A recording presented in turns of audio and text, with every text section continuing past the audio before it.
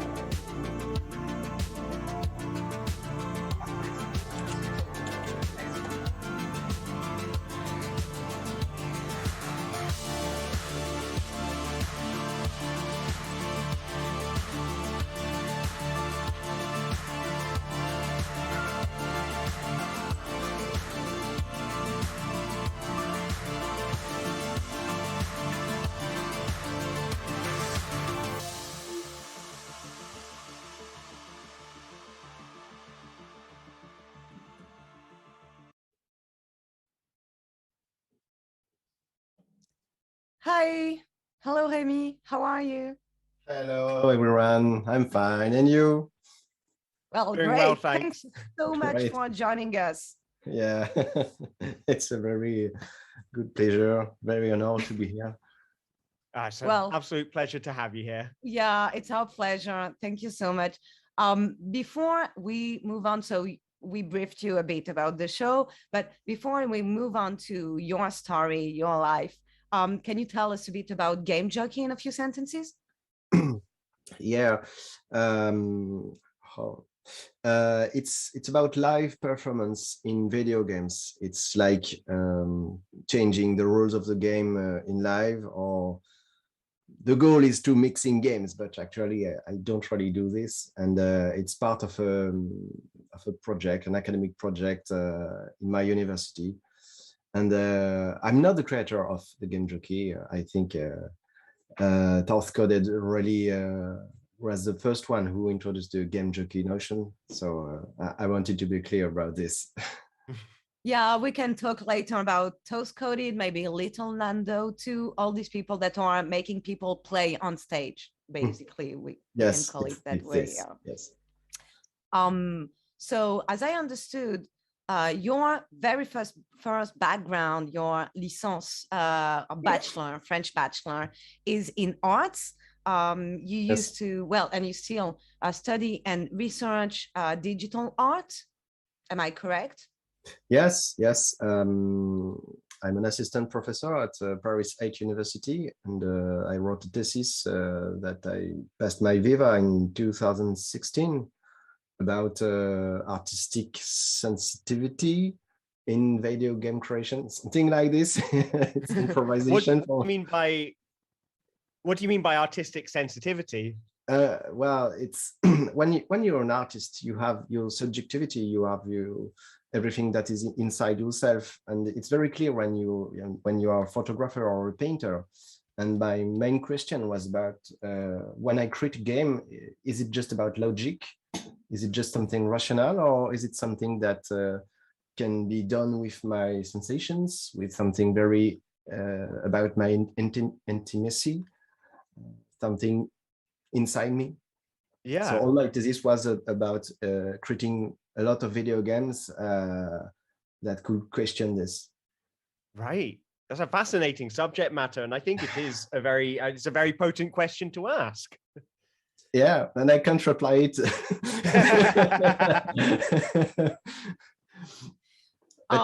We can talk about autobiographical games, but to start, I'd love to talk about your very early games, what you did when, as you said, you were teens, I guess. You started with RPG Maker. Yes. Yeah. Yeah, How yes. old were you when you started making your first video games? Oh, maybe 15 or 16. Okay. But at first, I started creating game stories with music compositions. Okay. I composed a lot of songs to help me visualize my worlds. And later, at 15, I began. I discovered RPG Maker like a lot of teenagers like me, and I joined a lot of communities and also experimental games communities like the Cube Collective, and we did a lot of experimentation on the boundaries, the limits of definition of a game. What's a game? What's the definition of a game? Why an RPG should have a turn in the fights? Well, all this stuff. It was very interesting. When we did researches, on you, what was really interesting is that the first games that we saw from you were very experimental. Many people will do very classic games and then turn experimental. You did quite the opposite, at least when we did the researches on you. That's what appeared. Like one of your first game, which is just very simply called MP3 game, is a game that has the format of an MP3, and it gave me like so much experimental vibe. I mean, it's quite uncommon. Do you think it's because you come from digital art, maybe? So you came from the weird side of the force? Yeah, the word side of the force. Yeah, maybe. MP3 game is like an insult, a middle finger to the players. And the goal of this game was just to be insulted by everyone. So did it work? It worked. It was a congrats. Success. Yeah, but earlier than this game, I did a game called Le Perdu. And it's just a title screen and a game over screen, and you turn back.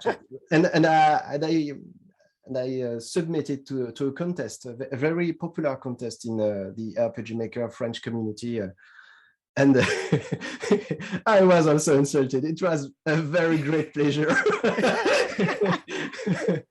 Okay, you're feeding on hate. Okay. Yeah, this is why it's a teenage games, because I just expressed my rebellion and the world, and but it was interesting. I wanted to create something to change, because I saw everyone doing the same thing and repeat the same game mechanics, and I was bored, like a lot of other people.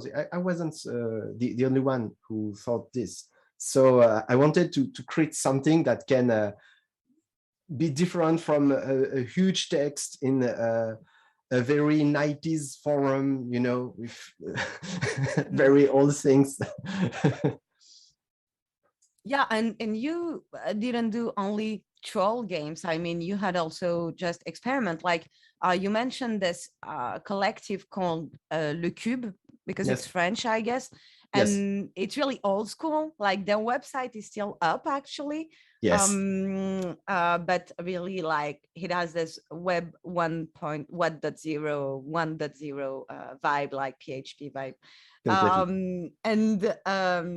You did some sort of digital exquisite cadaver with them and other experiments that are very artsy. Yes. It's Cube Sandwich. Yes, the Cube Collective was. I know that there were a lot of Canadian people, and I think Belgium or yes. So it was quite international, but really Frenchy in vibe. And yeah, Cube Solid was exquisite cadaver, something like this. Yeah, exquisite And, cadaver. Yeah. yeah, that's the word. And yeah, we wanted to create a game with a first part, and everyone will do a different part of the game with its own style. But the style notion in the 20s vibe was quite new, so it was really interesting. And I used photographies to create game assets and to create something like disturbing games, disturbing things like the other games you we described it earlier. And all this was between 2006 and 2009, basically, from what I understood. And Yes. during the same time, you did a playful installation. So it wasn't yet the kind of installation you do nowadays, but you had one that it's called Yelling Scarecrow. Yeah. Can you tell us a bit about it, the context you made this? Because it was, I mean, in 2006, 2009, all control wasn't really a movement, etc. So that's interesting. I think it's my first alternative controller, but I didn't call it like this. I was in visual arts bachelor in Bordeaux in France, and most of the time I did stuff with painting or very traditional stuffs. But some teachers told me that I know how to program stuff and making things with games, and I should definitely use it in my art pieces. So I tried to put a joystick inside a wood, and it will. There is no game world. It will create a scarecrow with an old dress, and the way the joystick bend in one direction or another will make it cries or he will Scream. do sounds like oh no Yell, oh yeah, no please stop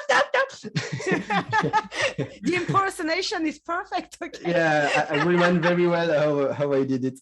And the game was to trap spectators or players with this and feeling guilty, because as it's a joystick on a wood, it fall down. So everyone was holding the scarecrow and he fall down and he was screaming, and everyone puts it straight. Upright? Upright. Yeah, upright, yes. yeah. Because they didn't want to feel the guilty of make it hurt. So well, it was another teenage game, I think. But I guess, I mean, yeah, I mean, see, I see in that there's this kind of performance aspect in that as well. I mean, if you imagine being the person hugging the scarecrow and then letting the scarecrow down, the scream coming out, and presumably everybody else in the room is going to turn and look at you. Yeah. And is that something like, how did people respond to that? They laugh a lot. I had a video of this event, but I don't know where it is. But I remember that everyone laughed a lot because it's auto-derision. No? Yes. When you play it, you laugh about yourself. You know that it's a trap. You know it's a game, so you know it's fake. And there is this fantastic thing about games that you can do very stupid things and like it and be very fond of it. Yeah. And after your bachelor, you made a master in digital arts. From the dates, what I got is that you started using Python as a programming language. Maybe it gave you some more possibilities regarding programming games, I assume. And you made more and more experimental stuff. Still some troll games, like the fastest RPG ever. and stuff like this. If people are curious, they can look at your website, which is yourname.com. So it's easy. But also started some more academic work. And right after it, in 2012, you started your PhD on this. Yeah. How did you, came from experimental, almost trollish games and turned them into academic work? It's simple. I couldn't earn money with it. So I had to change. when I finished my visual arts bachelor, I really liked it. I had a history of art courses or philosophy. I practiced some drawing. I have a lot of memories of it. It was very great. But once I had my bachelor, I was okay. What will I do now? So I continued my studied. I studied in Paris. In a department called Arts and Technology of Images, where it's my job today. I'm a teacher in it now, and they teach me how to create 3D models or programming with Python. Yes, also with C#, C++, things like this. It is a very interesting department because there is a philosophy where the artistic part of art creation is important, but also the programming part is half important. So right. We have students who came from visual arts bachelors like me, and other from very programming bachelors, and they put all the students together. They do stuff in teams, and it's like this for 35 years. It's one of the courage starts with a risk. Defy boundaries and anything. Wow. And it's a public one. And it's a public one. Too. Yes, it's a public one. And so it was very interesting. And at the end, I wanted to continue. In fact, to be very honest, at the very beginning, I was a very bad student and at school. When I came to the faculty, it was very interesting for me because they just trust me and they let me do what I want, and I get responsible of what I did, and I liked this so much that I just said, okay, let's keep going and do a PhD. So I began, yes, my PhD in 2012. So for 4 years. And I created alternative controllers with a collective called Alinéaire.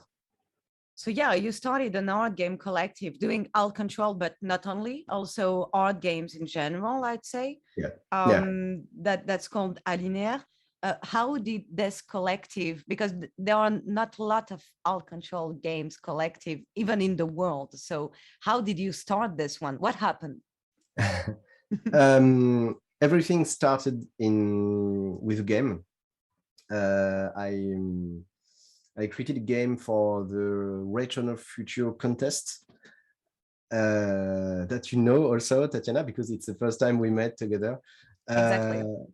And I submitted a game called Every Day I'm Working. For the theme was Go Work, something like this, or at work. I'm not sure. And something about work. Yeah, I remember that. We have a video of this. It's the first game I played from you, actually. Great. I think it's one of I'm the most proud. It's very simple, and it's when you see every experimental stuff I did before, it's very logical. I did this. It's about the boundaries, the limits of a game, but it's also about something with gesture. You have 6 characters and 6 different stories, and each story is told with a gesture. very simple gesture, and it gets worse and worse in the storytelling, and it tests your limits to do something very ugly. And there is also a music that is progressive, and it's quite practical, but it's very simple. It's 1 minute experience. It's very short but very synthetic, I think. It's a very elegant design, if you don't mind, because we have the video right now. So we have 6 vignettes, and inside each kind of thumbnail, there is an action that is required that the game requires the player to do. And the player has a controller that is really simple. You only have the inputs that are necessary for the game. So yes, it's an alt control, but the approach for this alt control is simplicity. Just what you need, no gamepads or whatever, so you don't have noise, only signal. And in each thumbnail, there is an action that is required from you, and you need to do them, and it will add layers of action. And the sound is also connected to this, because you will have layers of sound that is connected to that. And I remembering, but I remember back then when I was playing, telling myself, oh, that's quite elegant and a really simple and on point take on the topic. And I found it actually very elegant. And Thank you. I did understand how you ended up doing this. First, because of the theme of compliance from the player, coming from troll games. And that's where it's interesting, because you present your own work in a really humble way, like it's trollish in a sense, but truly behind it, there is this theme of compliance, of obedience, etc. So you can put it you can put it with humility, but you can present it with a lot of depth also, actually. And I think Every Day I'm Working is quite the elegant side of this troll aspect of your games. Thank you. I didn't hear any feedback like this for this game, so thank you. And here you go. That was free. And yeah, so we were talking about your PhD, how you started, how Every Day I'm Working was one of the first game you made. You presented it in this exhibition that's called Retro No Future. We exhibited there. It was also one of my first exhibit, actually, the third one, I'd say. At least my first year of exhibition, for sure. And yeah, so you started your PhD, and as part of your PhD, you did quite a lot of games that were else alt control or alt control-ish, at least in the playful installation vibe. And one of the earliest, I'd say, is so in English it's Duck Kitty or Duck Kitty. In French it's Coin Coin contre Minou. I assume it's how did you end up doing this game? From Every Day I'm Working to Dear Kitty, there is just a very important event in my life as an artist. It's that I met Henri Morawski, who managed the Retro No Future. And after the exhibition, we became friends. And also because we lived in the same city, which was Pontoise, near Paris. Well, it's like Paris, but it's not Paris. And Henri was very important for me, because he trusts me in my artistic creations. And I had a lot of friends in my school, and I wanted to create a collective about just game creation. It's just a group of friends who love games and want to create some. And we started at first create the game called Super, and the second one was Ducati. Okay. So if you want, I can talk about Ducati, but I think it will be no chronological order is fine. Go. Okay, but both of them was created very close to each other. And okay, I have a story to tell you. Yes, Ducati was prototyped in a global game jam, and I also had a little teenage spirit in mind. So I had the new Makey Makey controller, which is a little card that you can connect things, and when two things are connected, you can do anything, like use it to create a sound or use it to create alternative controller. It's very, very powerful for alternative controller. And it was completely new, so I wanted to experiment it in the Global Game Jam. The first thing that came in my mind was to get insulted by everyone. So I just downloaded a deck sound, and every time I used my Makey Makey, there was the sound every time. So everyone. That's a very good duck noise, by the way. Yeah, I heard it 1,000 times. So. Okay. Oh, amazing. And I created a game like this. Oh, it's very interesting to hear the sound, and but I need another sound, which it will be the sound for Kitty.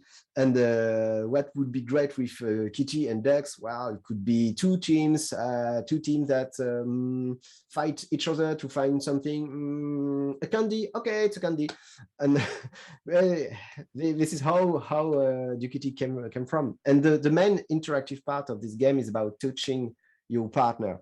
It's just a reflex game. When you have a screen where there is nothing in it, and a candy can show up from anywhere. Once you see it, you have to touch the skin of your partner, because it's a 2 versus 2 game. And what is very interesting in this game is it's not the process of touching the other, it's touching someone you don't know, an unknown person, because it's quite easy to touch a friend. But touching someone you never touched before is very, it could be very disturbing. And I hope it was very interesting to see players have this strategy of touching the other, but very gently. Oh, let me touch you. Oh, sorry, we didn't get so fast enough. So, well, it was very interesting. And the story I wanted to tell you, it's about Super. And the Super is a massive game controller with an arrow and buttons, where you can play it with all your arms on your body, because it's very heavy. And you have a very tiny screen with a lot of games that go very, very fast. And it's too hard for this big controller. So when you play it, you know that it's a joke. And the first exhibition of Super was in a festival called Laval Virtual in the city of Laval in France, which is a virtual reality festival. And in Super, the first exhibition of this game was a crap, because we finished the controller the day one, and it just broke in 1 hour. Because there was a lot of children who played it, and it didn't go well. So we were in an exhibition with an alternative controller who can't be exhibited. So what could we do? I just recreated the Ducati in 1 hour, and I had my Makey Makey. So we recreated the Ducati alternative controller from scratch with a box. And everyone was, "Wow, it's so great, this game. How many time did you spend on it?" 1 hour. 2 hours? A full 2 hours. Yeah. That is a So backstory. super is what the viewers are seeing on screen right now. And what's interesting with that, we are mixing a bit all the early games here, but that's okay.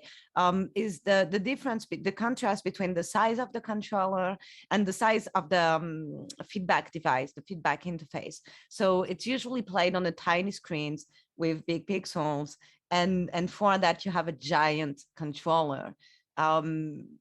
And it broke apparently. but children, or like children breaking out controlled since ever. Yeah. Um A very and common problem issue in alternative controller. Yeah. yeah, the only thing, I don't know how you deal with this now, but even my last installation, Pied Bibi, so we made it so that we knew what would break, and so we made it so that it wouldn't be functional. So we made sure that the first things to break would be not non-functional, just aesthetic, and it worked. So they just tear off the all the skinning basically of the installation, and but I still don't have a solution to make it children proof. Like there is no solution, I guess. Not having children. Yeah, I have Quite other practical. stories on it. Also, when we talk about recreation, I have something to say about it. We are coming there. We are Yeah, coming yeah, there. I know. There's something interesting with the kitty or the kitty, is that basically you kept the same concept to make another game of yours later in life that is more emotional, I'd say, more personal, or maybe even autobiographical. I'm talking about Lost in a Forest, and that's interesting. I mean, not that many developers of Out Control use the same controller for a different installation. Some do, but it's not quite common. So how do you think about this process? Oh, I'm thinking it's not an innocent question. We could say it.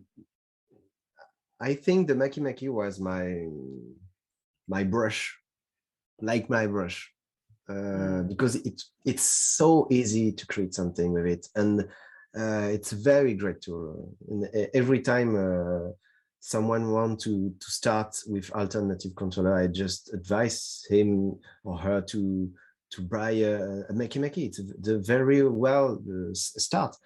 And for Lost in the Forest, it's based on personal memories of my childhood when I was lost in the forest with my grandbrother, and it was a very there was something very personal in this project.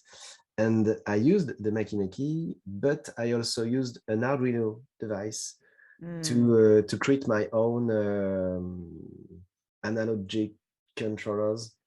I just wanted to create my own controller. It was my project for this, and it's also about touching the other, but more likely like holding the hand. So it's a different gesture and different sensation. So two people walk in a misty forest and just want to find their way, but there is dragons hiding in the mist, and you have to hold the hand to get disappeared the dragons, and you have some game mechanics on holding the hand or not holding the hand, tapping in the hand. But it was a one shot. I just exhibited it one time. I lost the controllers. Oh, right. Which is the point for Lost in a Forest. I'm not sure I kept the source code, so I think it's a completely lost game.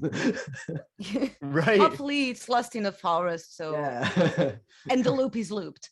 Yes. What I think is really interesting here is that I love that in your works there is always this funny side and then the more serious side, but it's all two sides of the same coin. I mean, of course, between Duck Kitty and Lost in a Forest, there are common points. If you put it into sentences, the gameplay will kind of look the same, even if there is a bit more diversity in the gameplay of Lost in the Forest. Mm. And yet one take is very funny party game for events, out control event, like really a bit more a cliche of out control, which we all do, like something that is working well with children in an event.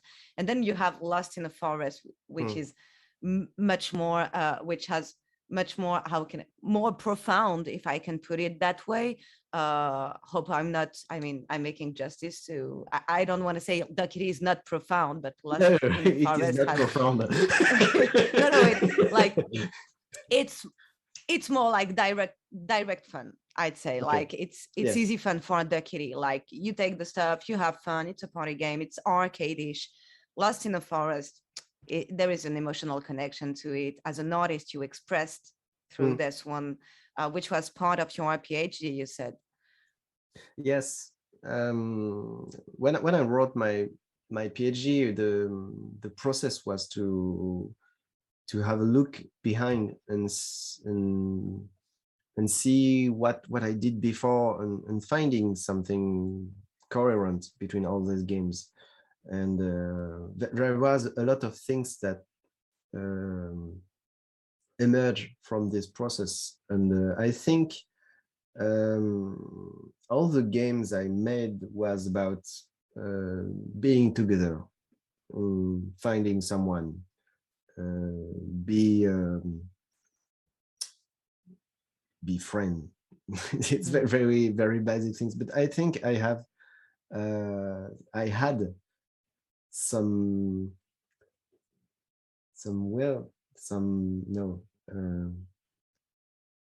I wanted this so much when I was teenage, to find people who can understand me and can see things like I think I saw things in games. So I was everyone trying to search friends. That's all. It's very, very sad, but it's very simple. No, it's not my question neither, but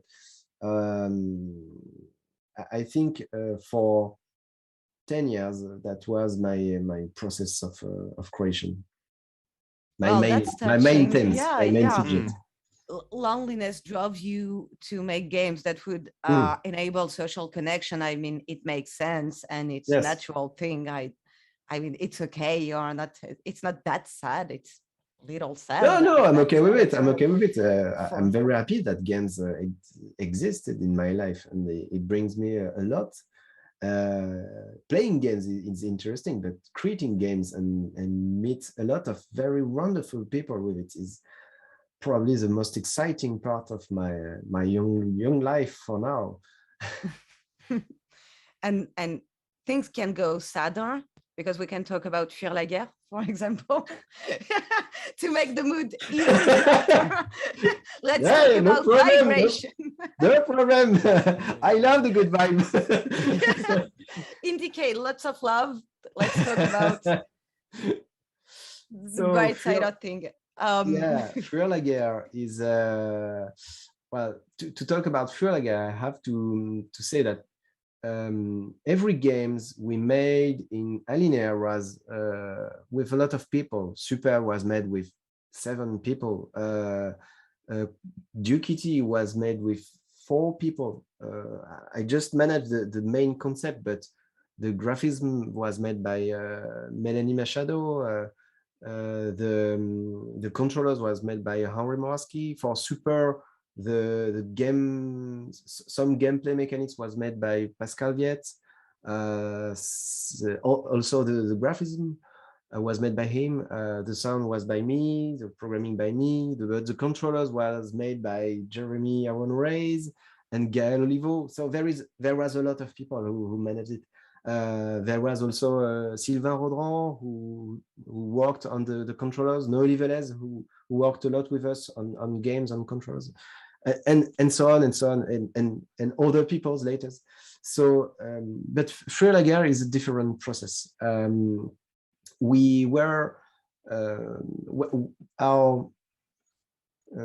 the place where we exhibited our games was mainly the Paris libraries.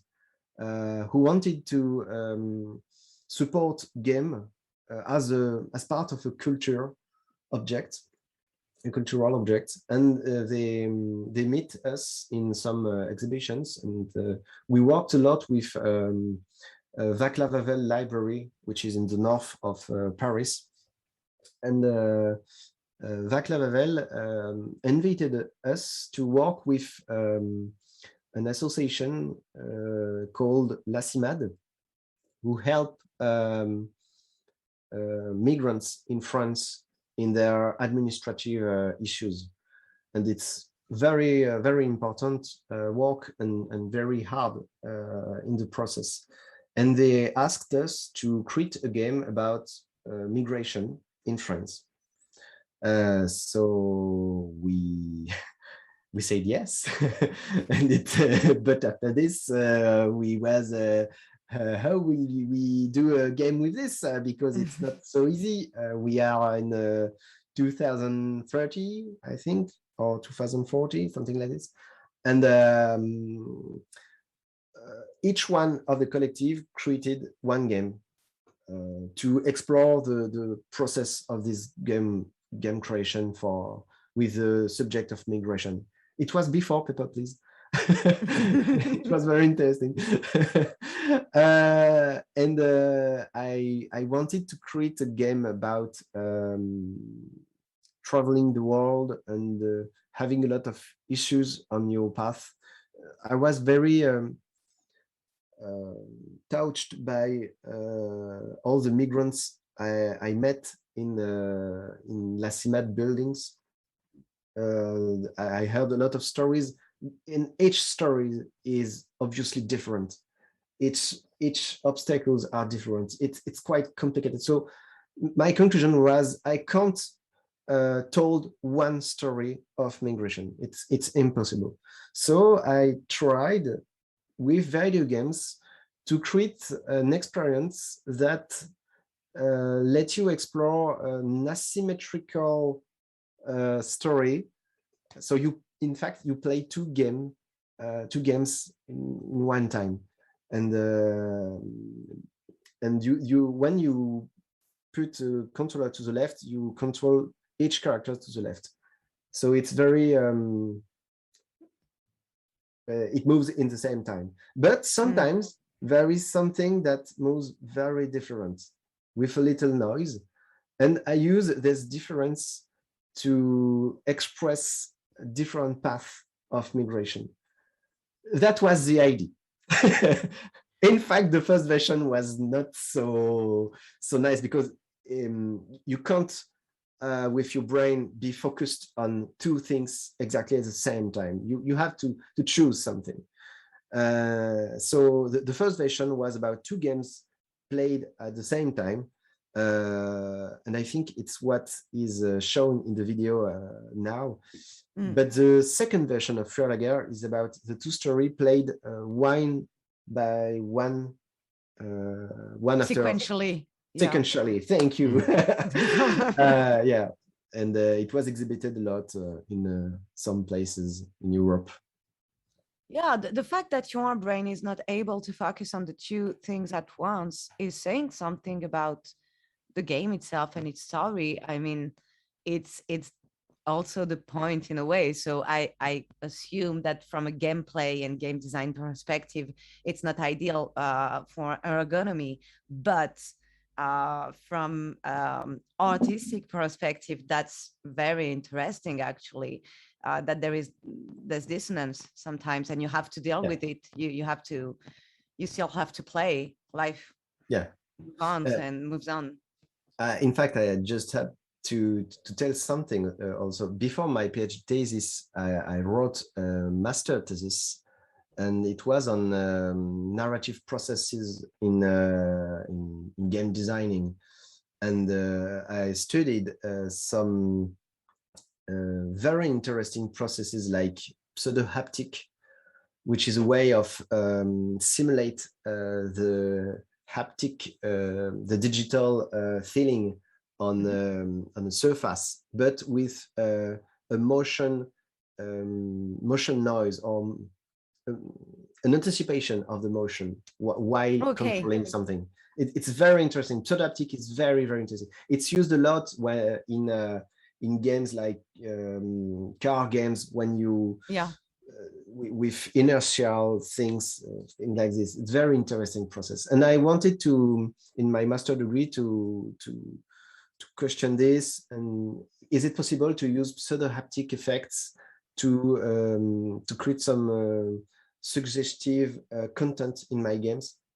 And Feuerlager is an answer for this question, but some years later. That's fascinating. So pseudo-haptic, I know it mainly from simulating weight in VR. I guess it's the main common thing to, I mean, I assume most people know this side of pseudo-haptic when they heard about it. So it's that when you're in VR and you can, so of course the controller won't change its weight, obviously, and yet you can give the illusion to the player that what they are carrying in VR in the digital space is heavier or lighter just because of some visual aspect or sound, sometimes vibration maximum, but you don't have anything really haptic happening, and yet you have your brain making a haptic illusion just for the viewers. Maybe it's not that obvious, I guess. Yeah, it's magic. It's incredible because when you feel it, you like someone who carries something, and his motion is getting its speed is getting reduced, and you don't say the speed is reduced. You just say, oh, he's carrying something heavier. It's not the same sentence. You get more involved in the storytelling with a pseudo-haptic effect. It's very, very fascinating. Yeah, I never read anything related to narrative design and pseudo-haptic. I read about pseudo-haptic in VR on one side, and then narrative design, obviously, on the other side, but connection between the two. You should keep on working on this master thesis you did 5 years ago, even more. Yeah, actually, it was the project at first. My PhD was at first to keep going on this project, but I went to the festival of Return of Future. I had some success with Everyday I'm Working. I founded the Alinea Collective, and it was so much interesting to meet people and to do so much fun with this. So I just kept these questions and for later, and maybe I'll go back in it in another life. Let's talk about it later after the show. Okay.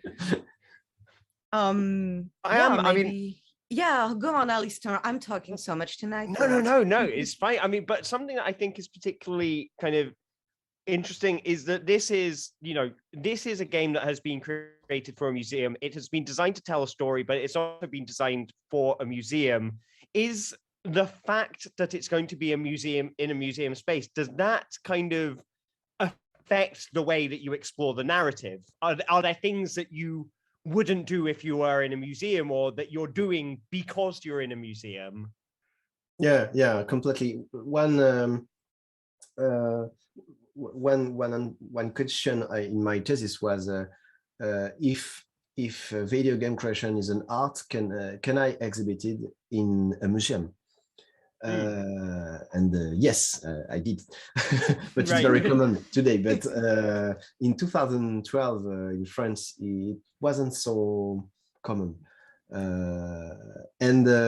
Yes, I think the feedbacks of users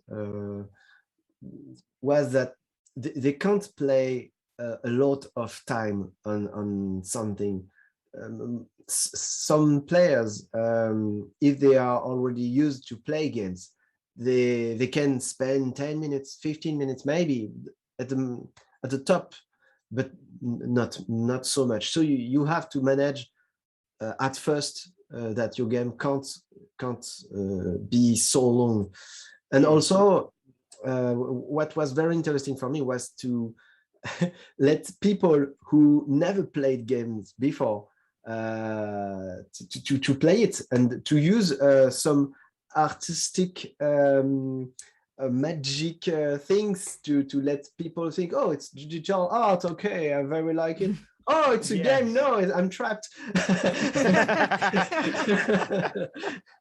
And I very love to let older people play my games because they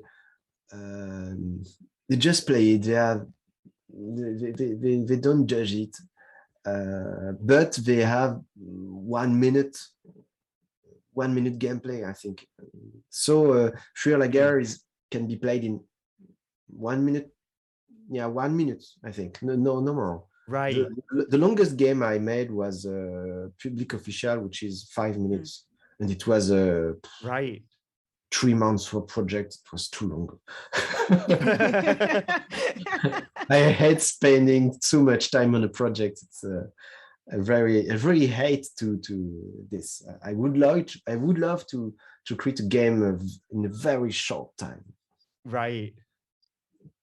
The fastest game making ever. The fastest RPG ever. Yeah. I think that's something common in Alt Control. I know some people are working on the same piece for years, but I'd say the most common thing is to actually move on with your life, and you spend some month and then you start working on something else. Of course, you can keep on exhibiting your piece, and make some changes. But yeah, that's one of the nice thing with it.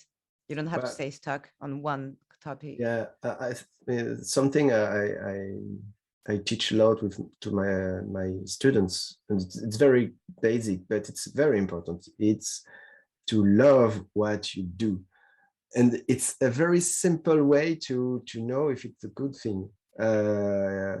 This month I draw Inktober's, and each year I have a new constraint in my creative process. And this year I draw with my tablets, and some days was very bad. Some days I wanted to give up because I didn't like it.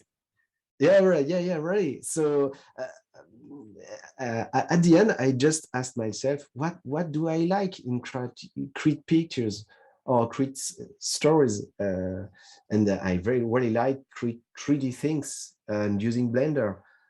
So I came back with it. I mix it with my drawing. So I could come back to my drawing constraint with my tablets, and well, that was my process. And I think for alternative controller, what was very great with all the one we talked before is that I really liked create it.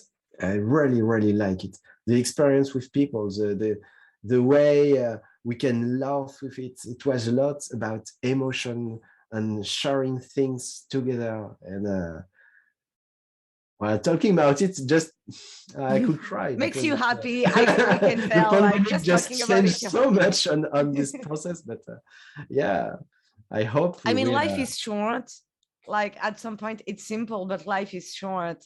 If you spend like 10 hours a day, 5 days a week, and that's if you're lucky and in a country where this is how we work.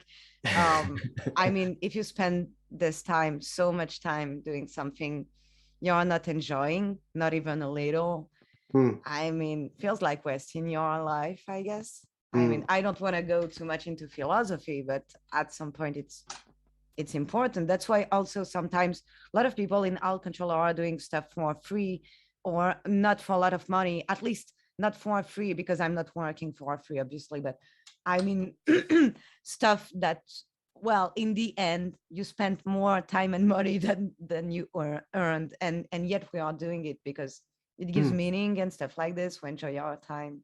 That's an important part of Alt Control, I'd say. Yeah, and maybe I didn't work in the industry for video games. I worked for other stuffs, but I never went in Dontnod, Ubisoft, or things like this. except that today I work with them in a different way with my school. But and I'm very proud because some students go in these very great places, but I wasn't very motivated. Motivated. Yeah. Yeah, in working in industry, I know a little that the process of fabrication to, takes too long, and I wanted to be free in my experimentations because as we explore earlier, the all the games I made was about testing the limits of game definition, and I didn't want to fail in some way, but that was what I thought in my PhD. Well, that's a common tension. I mean, do you want the satisfaction of having your name in the credits of a big AAA game you spent 3 or 5 years of your life on? Do you want to No. make your own games? And not everything can be done at once. Some people will experiment both. Some know from the get-go that they want one or the other. Some have to experiment both to know what they want.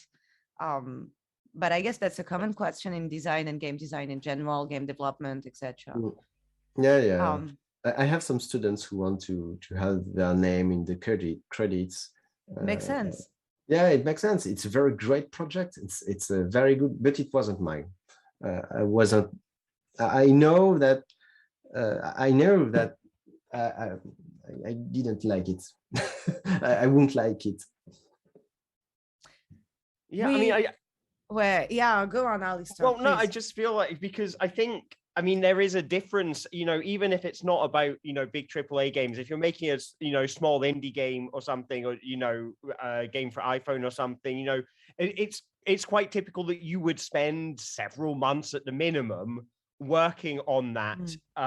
And I think there is a kind of there's almost like a difference in intent in what we're doing as alternative controller developers, because what we're doing cannot be commercial, or if it was commercial, the way you would develop that as a commercial product would look very different to developing a game. It wouldn't be, here's a project that I started and and then I spent a year on, and then I took it to market. It would be, here was a prototype, and that prototype spawned another prototype, and that spawned a prototype that could go into low-level manufacture, and then that prototype turned into something that we could produce by the thousand or something.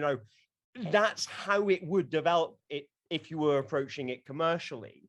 But I think by our nature, we're not looking to do that. If we are looking to do something commercial in that we make money from it, we'll still be looking at it as making money from one-offs. And if you're creating something as a one-off, it has a very different sort of set of criteria it needs to fulfill. And in, for a lot of our cases, like, it doesn't need to be super polished. It doesn't need to be, filed to a mirror sheen. It's not like a sculpture made of marble. Its special thing is that one weird magic thing that nothing else does. And that is something that in many cases, that is the bit that will form in a day, or, maybe a week or something. And then everything else around that is just kind of trying to draw attention to it. I mean, would you agree with that? I think I had a very romantic aspect of the art process, and when I was student, I thought that I will be free creating art and doing stuff like this, and everyone will pay to play my games. Something very, very naive. That I tried to create my alternative controllers as an art piece, and to be involved in the art field and in the art market. Alinea Collective got some money. We were, how to say this, artistes subventionnés. Yeah, they were funded Yeah. artists. Yeah, we So were they we had were funds. funded artists for 3 or 4 years. So every year we get 1,000 euros just for 1 year. Okay, Rockefeller. But we were founded artists who created games. Thanks to Sergi City, and but we also had some projects, very huge projects that has been founded like Recreation or the one we exhibited in the gallery Le Carreau. And it was very interesting, but it wasn't enough. We didn't had any good business model. We know that we won't be able to live with this project. So it was a very great experience for 4-5 years. But at the end, I just asked the same question that when I finished my visual art bachelor: how will I pay my rent, my food? How can I do simple things? So I became a teacher. That's really interesting. I'm very That's proud really to be a teacher. interesting. That's a question we don't raise a lot in the out control world, and not only because we are romantics, but of course there is this part of the work that a lot of people will go towards out control, most and for all, but mainly for reasons that are more like personal development in general. And then it can be for each person, it can be because they want to express something, other people, they want to experiment, but in the end, it's always for personal development, or quite usually it is. The thing is, actually, I would put a little nuance on the commercial side, because we have people in the out control movement that are trying to go commercial, but in different ways. Of course, there is the serialization, which is the hardest, because it's very far, as you said, from the traditional game development distribution, because you have to find a factory or find a way for yourself to make the process easy enough to produce a lot of them, of your controllers in a fab lab, etc. But some people are trying to. But there is the side of it, which is the artistic one, and it's really not the same kind of way. Like, you can be funded through art residency. This is how I make most of my art control. This is how I managed to survive, at least before COVID, because COVID killed us, but that's another story. And then be paid for exhibiting, and you don't produce the same kind of games for art. It's a one-off, of course, for art, but in both cases, you have to accept, to grieve the prototypal aspect of things. Like, it has to be finished somehow. And this is something that is hard to sacrifice, I'd say, for most people in out control, including me. Completely agree with you. Because Super or Ducati was clearly a scratch, and it broke a lot when we exhibited it. And the question of doing something that don't break while exhibiting it is a very difficult question, and we manage it with a lot of tricks, but every time the thing was, there was a lot of things. For example, in Ducati, it's just about touching the other. So you hold a metal wire, and you could say that it's okay, there is nothing physical that could break because you don't push anything. We could assume that it will break less than a traditional controller, but no, because there is water, there is people, there is moisture, there is there is all this stuff that you can't anticipate while you are prototyping, and it just emerge the bad day. And yeah, I know you know what I'm talking about. And everyone who gets involved in the alt controller has to be in conflict with it. But it's very interesting that in the art field, you can't show something that broke the day one. It's impossible. Yeah, no, unless you are called Banksy and it's part of the game. But but yeah, no. And also in art, there is the idea of and also in actually traditional interface design, finished product. Like it's supposed to be finished. So in video game, we have some flexibility thanks to DLC and patches. We have a culture of an always evolving product. A thing that a painter doesn't have. I mean, most painters, once you exhibit your paintings, it's supposed to be finished. You're not supposed to exhibit a painting that's not finished. It's weird. I probably we can find in contemporary art something that is always evolving, blah, blah, blah, but it's not the common way to exhibit. So there is always this idea of you have to finish it and then you exhibit it and then you capitalize on it. Like, so yeah, maybe the art residency only paid for the materials, but that's okay, because for the next 10 years, you will exhibit this again and again and again. And every time you will be paid for that. So you will capitalize on what you did. And if you want to change and make prototypes and every 3 months come up with a new game, well, you will never be, not even like in your finances, you will never break even. So it's a real problem with alt control, and we are spending much more time than planned on this, but it's really rare that we can have actually this conversation, also because it's the less romantic side of the field, I guess, but that's a fascinating one, I think.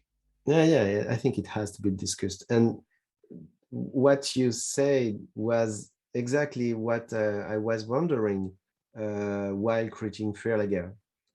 How could I create a game that can be exhibited a lot of times, and if it broke a little, it's easy to repair. So this was also why it's a game with 2 screens and also a simple joystick. It's not really so alternative controller, but a few, a little to. I mean,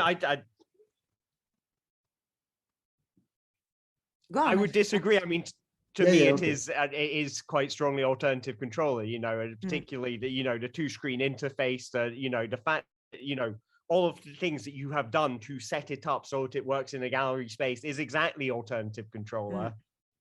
Yeah, and one other answer was the recreation project. Translation. Perfect segue. And recreation was made with this question in mind. And how could I introduce it? After our project with La CIMAD and the Vaclav Havel library for Verlager project, we were honored to participate to how can I say this? It was the opening. Yes, it was the opening. It was the opening of the La Canopée Châtelet, which is a place in Paris that was under construction for 20 years, something like this. And one of the opening artists was a linear with an alternative controller. And the library of La Canopée invited us to do this project, and with the help of the Paris mayor, I think, we get funded for our project. And I had this question in mind of something that can be used in a long way, but also that could be like the maki that is like a brush that I could use in different sorts of places or projects. This is how I designed the buttons for recreation. The idea of recreation it's very simple. It's one button game for multiplayer, and you have a brain, and which is a box, and you can plug wires in it, and it will connect to an Arduino and a button, and it will have some data in a program with Arduino, and it has been developed by Jonathan Giraud, who joined us 1 year earlier. And I also bring with me the controllers if you want to see it. And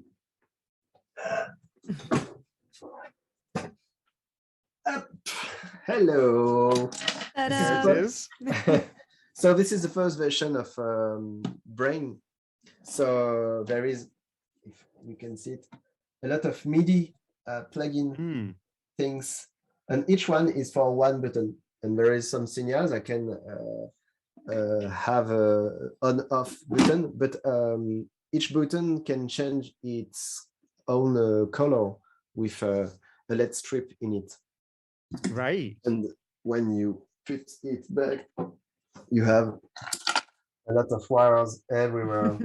It was like a hell because we have to, I'm not sure if you see this well, but you have to think that each wire had been, I don't know, soldered, with it. And there was a lot of things, and this breadboard is just a crap because you should never do a definitive project with this. With a breadboard, breadboard is great for prototyping, but not for finished product. But you are a gangster. Thank you. And there is also this thing very interesting. And this was used for the first version of the buttons. Each buttons had 4 of them. And once you push the button back, you have this little physics things that is very interesting, because once you put all your height on the button, there is this feeling of something that catch you on the button. It was very interesting, but there is children. Children running out control since ever. And if you look at the video in detail, the one we because we have 2 videos. There is a video of the most recent recreation design, and the one who is the one matrix you are looking at, or the pedal. This is the most recent one, but the first version was, it was like the box. In fact, there was the box, and you put the foot in it, and that's the system. But if you see in the first video in detail, if you pause at sometimes, you will see that the buttons are not very in good health because children just jump on it a lot, and they broke it in 3 hours. And I knew that. Wow. I spent 5 months on it, and the last week was just, I slept 3 hours per night to finish it, and it was a hell project. But the day 1 of exhibition, it was broke in 3 hours. It keeps going. We continue. We keep going. Repair it every time, but it was very tense. At the end of the exhibition, all the buttons were off. We could put it in the trash because Right. yeah. So my question of something that can last forever or for a long time, Is I could not children-proof installation. yeah, the children proof wasn't enough. And later, Henri Morawski had a very great idea on it. That it's not the problem is not that the button isn't possible. It's that we designed our buttons the wrong way. We thought that we had to use this thing that I don't remind the word. Spring. Spring. Spring, thank you. It's a spring in English, thank you. And it wasn't a good idea. And so Henri designed a second version of the button, like this one. And it's very, yeah, it's very different. You have the button here, and it's like a pedal, in fact. So here there is a metal thing that lets you. A hinge, yeah. Yeah, Sort it's of. Like a door. Yeah, like it's Yeah. like a door, and there is also there's springs in it, but there is only 2 springs, and it's good enough. And in this, you have the LED strip, and it wasn't enough because in this second version, I remember very well a girl in the video of the promotion who saw the buttons and just jumped very with a lot of pleasure on the button and just broke it in the middle. The button just Of course. like it was awful, but it's okay. It's okay. We manage it. And Henri had another great idea. Was he asked me someday, "Hello, Remy, do you know how the skateboard can manage so many jumps?" It's because the wood is designed like a lot of layers of woods. So once you put your height on a skateboard, it won't break in the middle. It will just bend. Right. So in the definitive edition of the button, there is this skateboardy wood thing in the middle. So it never broke. Wow. For 3 years, I think. Oh, well done. Yeah. So it's very great. All thanks to plywood. Okay. Yeah. So Henri is a very great designer for this. Insane. And now it's never, well, so far it didn't break. So far as I know, the most problem part was children. No. no, not children. No. But it's another question. In fact, when you create alternative controllers, you at first you use Makey or Arduino, and it's very it's a good step. Not so easy to have, but when you get in the process of doing something that can last a long time, you think about factory, about things that are very you need engineers, in fact. You need people who it's their work to think about something that is unbreakable, or also with datas, because we use a MIDI wire, and we use some little wires, but there is moisture, water, there is a lot of things that in the process that can break a little the things, or maybe how to manage the data. So it's not so easy. And once you get the more precise in your project, you will need people very with very precise skills. Mm-hmm. Do you have these people, or is it like the step you're working on right now? Yes and no. In fact, the timing of recreation project was at the end of my thesis. So my main idea with the buttons was to reuse it in another project. And I already designed the game jockey experience while I was designing the recreation buttons. If we're about to talk about game jockey, we have to make a little announcement to the chat before that.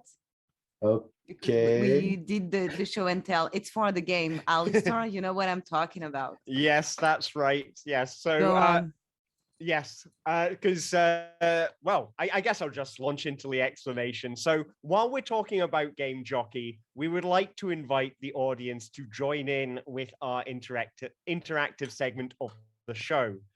So at the end of each of our shows, we like to ask our guest to come up with a new concept for a game or a controller. Oh, no. What that controller is made of is objects suggested by our lovely audience. Now, this week, our bot isn't working, so we've come up with a replacement, which is Tatiana's magical alternative controller hat. So you can show the inside, show how many wires are in this alternative controller hat. There it is, magical. Wow. This magic 0-wire alternative controller hat. So, fiction. audience, we're going to need you to name some objects. Name some objects in the chat. Just write them in, and Tatiana will write them down and put them in our hat. And at the end of the show, we will pick out 5 items from Tatiana's hat, and you will need to make a concept. You don't have to actually make the controller, particularly if they suggest something you don't have in the house. You will have to come up with a concept of a controller based around the audience suggestions. Are you up for it? Yeah, that's it. Fantastic. So audience, get in chat, type in some objects now. Type in, if you want to see make a game with potatoes, type in potato. If you want to see a game made out of sausage dogs, then type in sausage dogs. The world is your oyster. And we've already had a suggestion for pillowcases, so this is going to get very exciting. Pillowcases, and while people are giving me some words, Actually,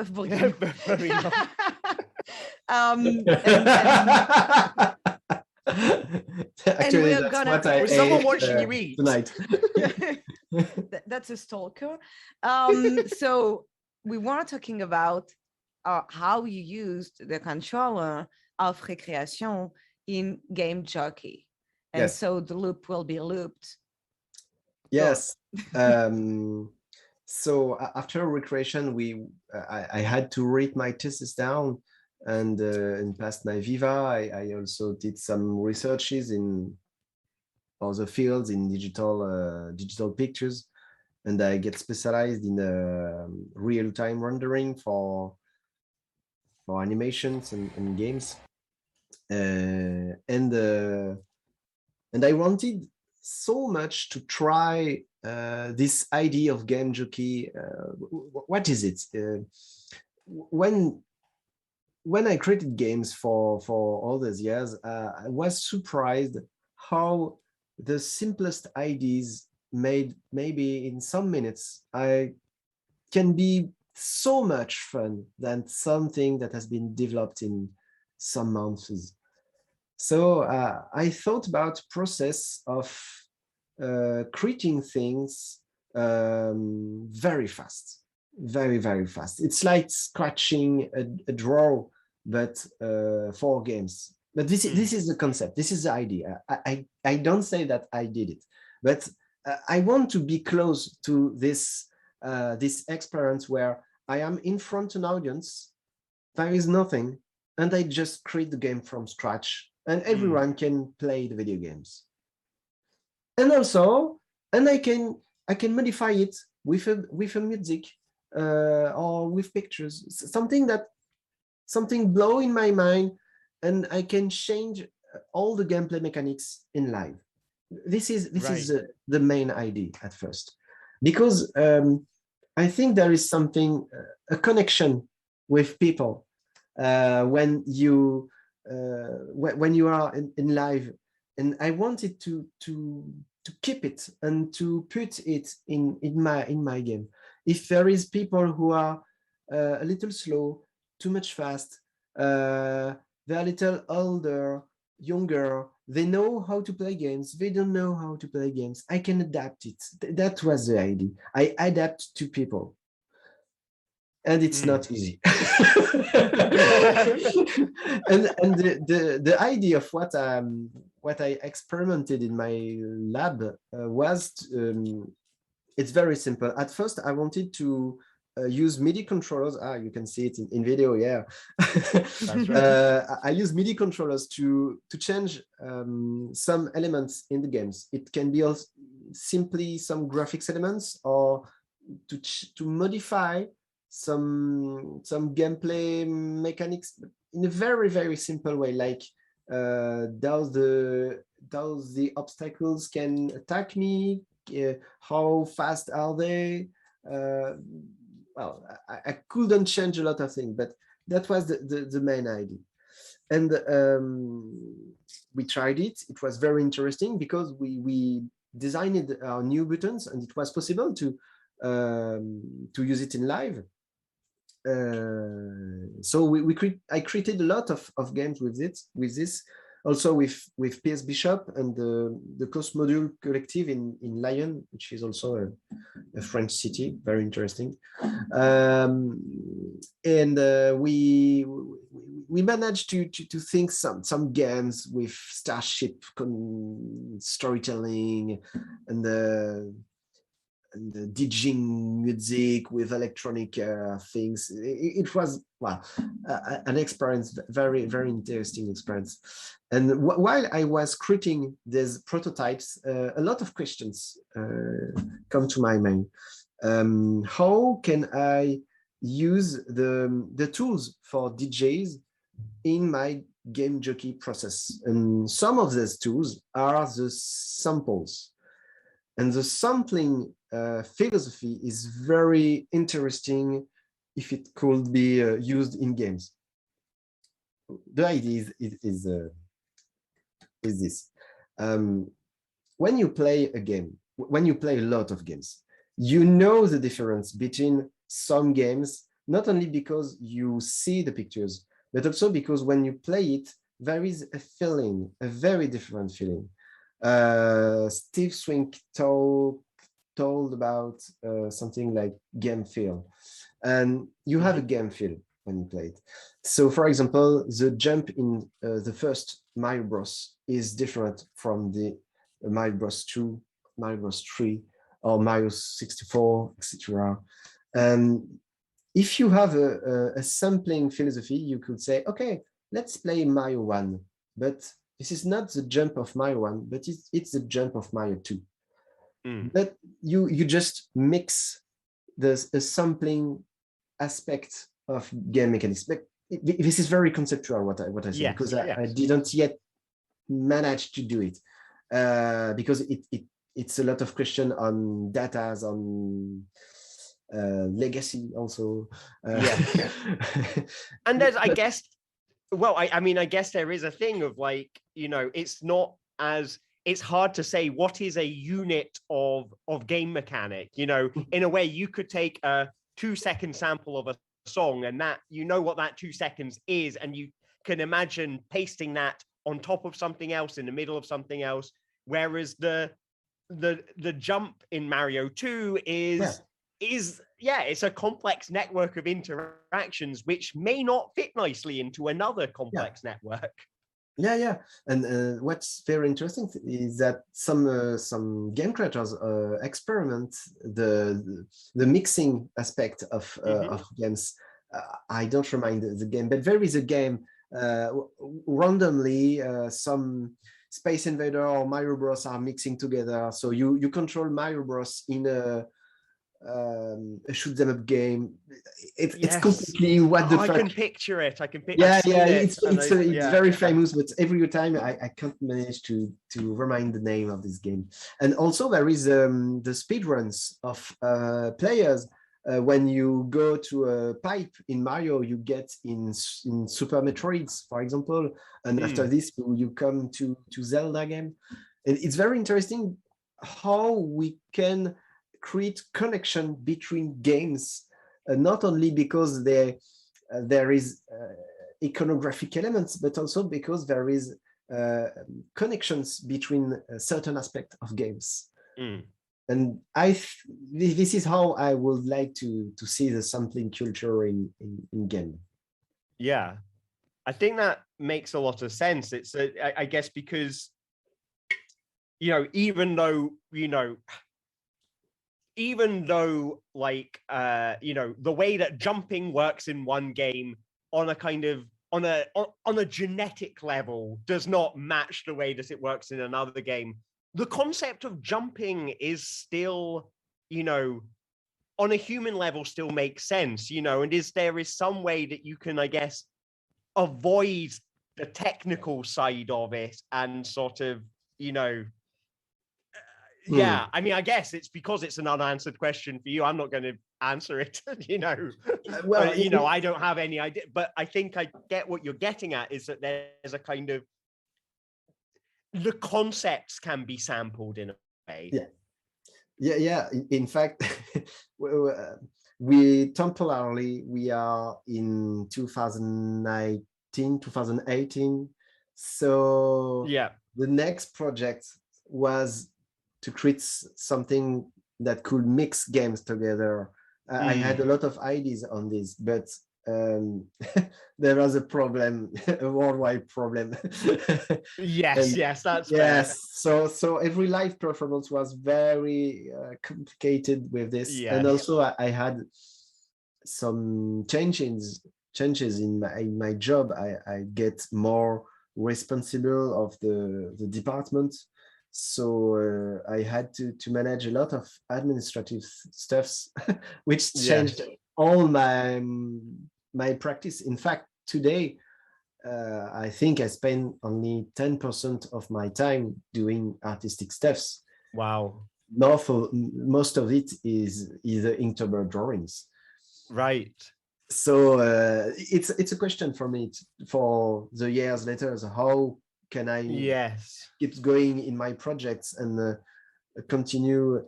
And also something which loops back with what I said with my master thesis is that I worked on pseudo-haptic, but pseudo-haptic is some sort of game feel. And what I love to do with Game Jockey is to links between pseudo-haptics experience in different games and create a new sort of narrative experience or sensitive experience with different sort of games I will mix together.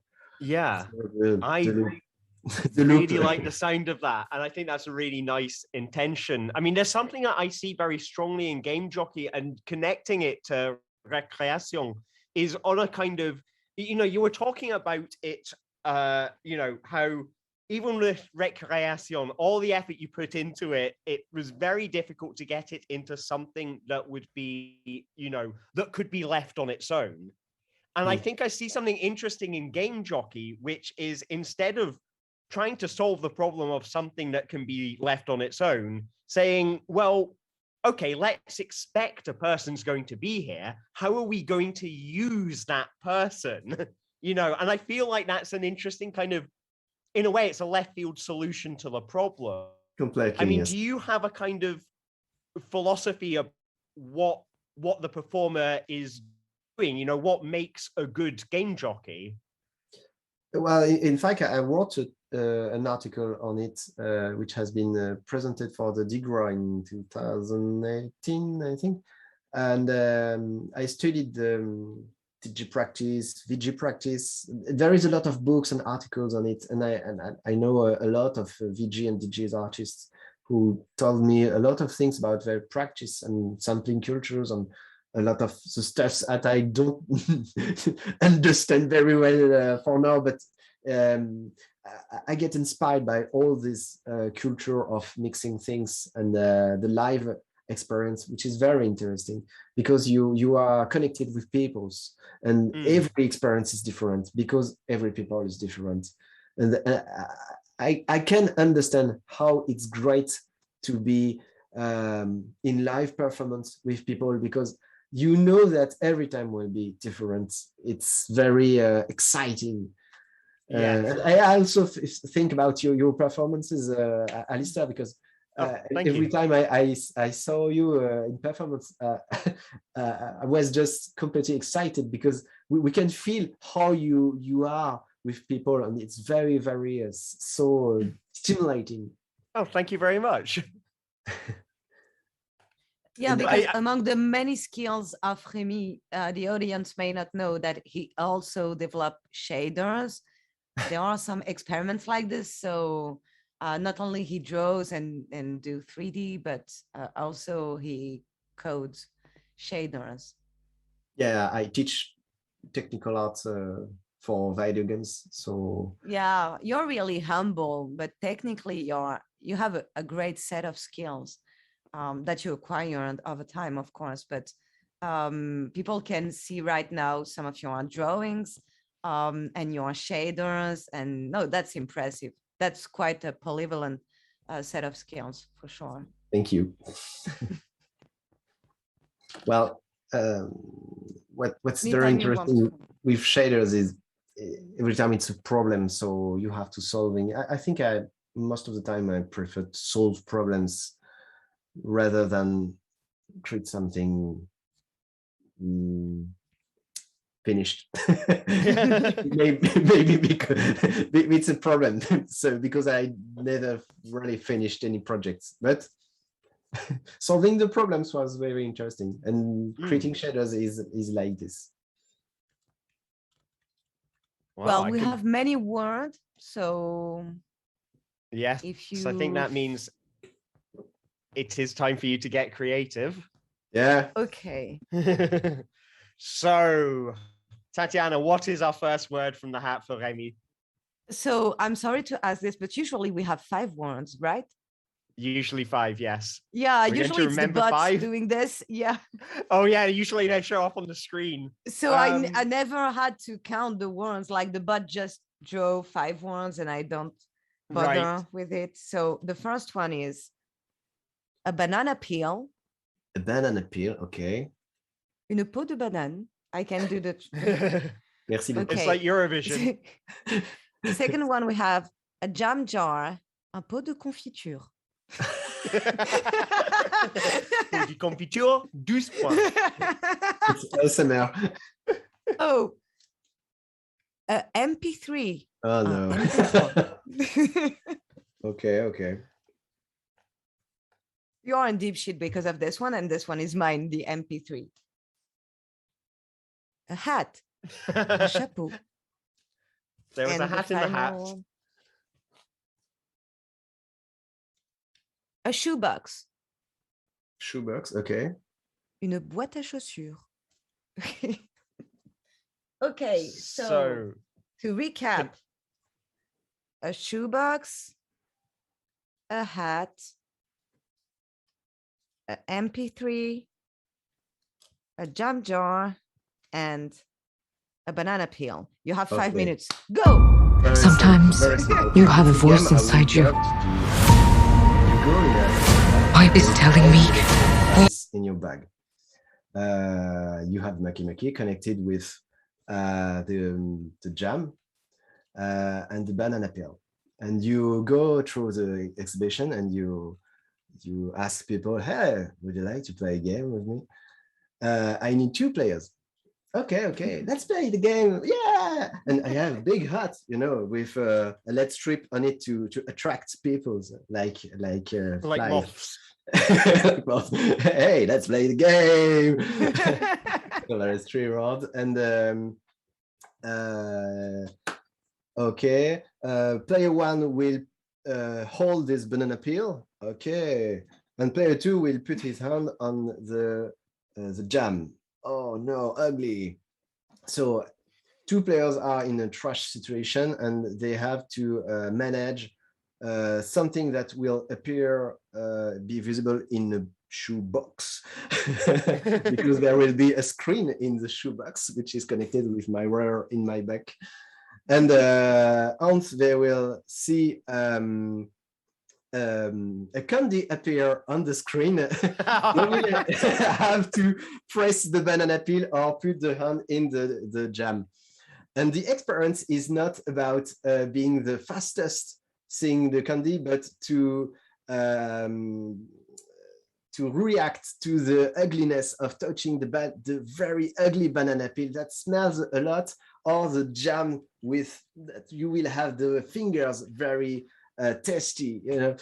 So all the gameplay mechanics is about fighting your feelings of something ugly.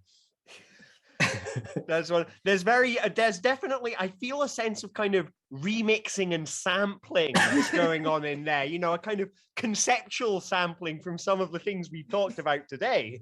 Yeah. Well, in fact, it's I shitted a lot because in fact we wanted to create this game in Alinea.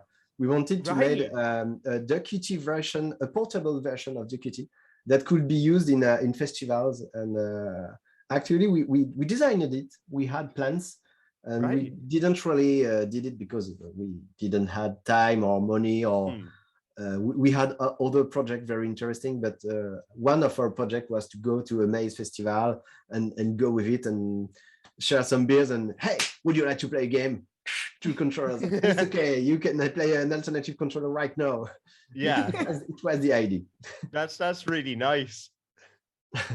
And I also noticed, I mean, that kind of sense of disgust in what you just came up with is kind of interesting. And I think that's something that, you know, I'm trying to think of examples in other alternative controllers where, you know, the sense of touch as something to elicit disgust, you know, grossness has been used, and I am struggling to think of any. So I think that's quite a fascinating direction. We have a bunch explore. of game around this disgust. There is at least one I can think of. It's Ferdinand la Boîte, but yeah, it's not the most common thing ever. Maybe a Knife to Meet You a little. Yeah, it's more about pain, but absolutely. If we go for pain, like Shocker and Pain Station by far, obviously. Yeah. On PlayStation, you have the ugliness on your hand.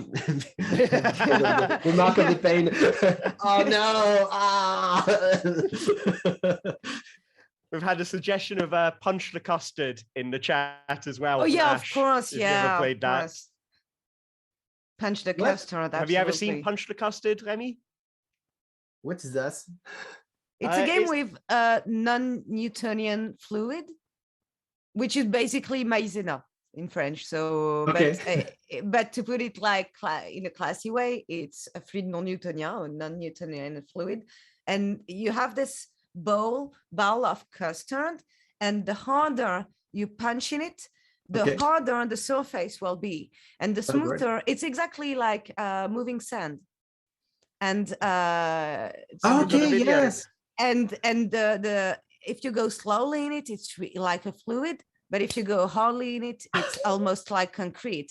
And you have to punch it really quickly, but not too harshly, not too hard, because otherwise you just hurt your fist badly on it. And yeah, it's a nice one. It's both pain and a mess. It combines the best of Pain Station and the Ferdinand la Boîte. It's very great idea. Yeah, a real simple one. I think it's just a makey behind it, at least for the first version. So simple, elegant idea. Yeah. Very elegant. We are starting to get close to the end of the show. And Remy, is there anything you'd like to add before we head off? Also, if the chat has question, it's now, or on Twitter, you can ask Remy stuff. You have his handle, but for this show, it will be now or never. And Remy, is there anything you'd like to add, maybe? Well, yes, I would love to thank everyone I met in my artistic collective life. Nothing could be done alone. Clearly, it's about meeting people and traveling, changing my mind. I want to thanks everyone I met, because they inspired me, they helped me, they encouraged me, they thanks a lot. Thanks to everyone. Well, that's real nice of thinking of them. So Alistair, I think we are reaching the end now. That's right. Thank you to all the yes. viewers, of course. Thank you for all the time you spent. Well, thank you, Remy, of course. And Alistair, do you have announcement to make maybe for what's coming next? Yes, that's right. So closing announcements, just to let you know that Beyond Screens takes place every Wednesday here on the IndieCade channel. So Beyond Screens features creators of playable theatre, escape rooms, public play, and much, much more. So please do stay tuned. Keep on coming back every Wednesday, 12 noon Pacific, 8 o'clock UK time, 9 o'clock Paris time. So yeah, absolutely. So yeah, lots of shows on the Beyond Screens, all amazing things that involve stepping away from a computer screen. We also have more shows coming up tonight. So at 3 o'clock Pacific is Korean Drive Time, where they will be testing out some new games.